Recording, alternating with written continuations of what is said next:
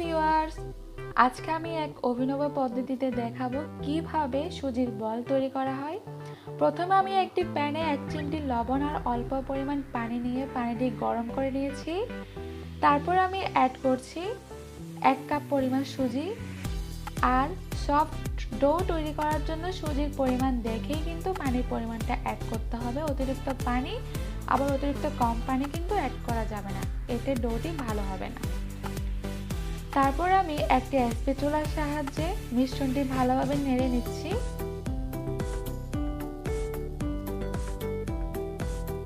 এবার আমি মিশ্রণটি অন্য একটি বোলে ঢেলে নিয়েছি।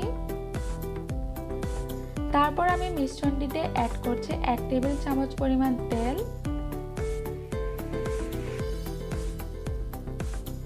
এখন আমি সফট ডো তৈরি করার জন্য ভালোভাবে মিশ্রণটি মুথে নিচ্ছি।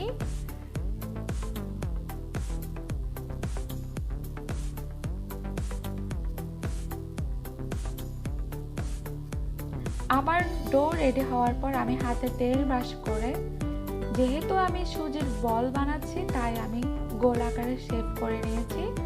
আপনারা চাইলে বিভিন্ন স্টাইলে শেপ করে ডিজাইন অ্যাড করতে পারেন। আমি গোলাকার করে শেপ করে নিয়েছি।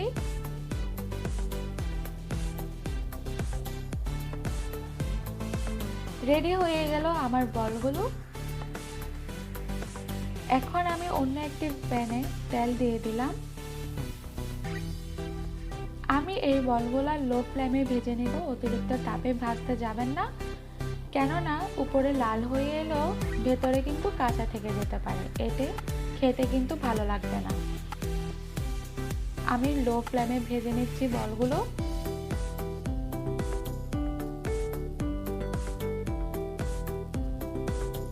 বলগুলো ভেজে নেওয়া হয়ে এলে আমি এখন নামিয়ে নিচ্ছি অন্য একটি বোলে।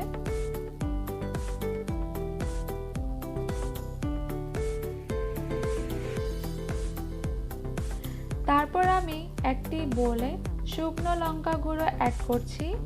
তার সাথে অ্যাড করছি 1 টেবিল চামচ পরিমাণ চাট মশলা।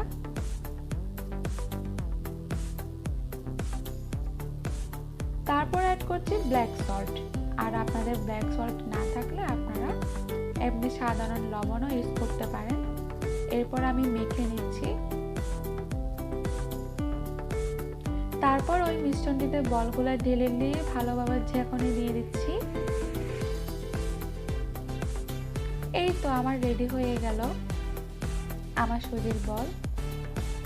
খেতে অসাধারণ হয়েছে, আপনারা দেখতেই পাচ্ছেন।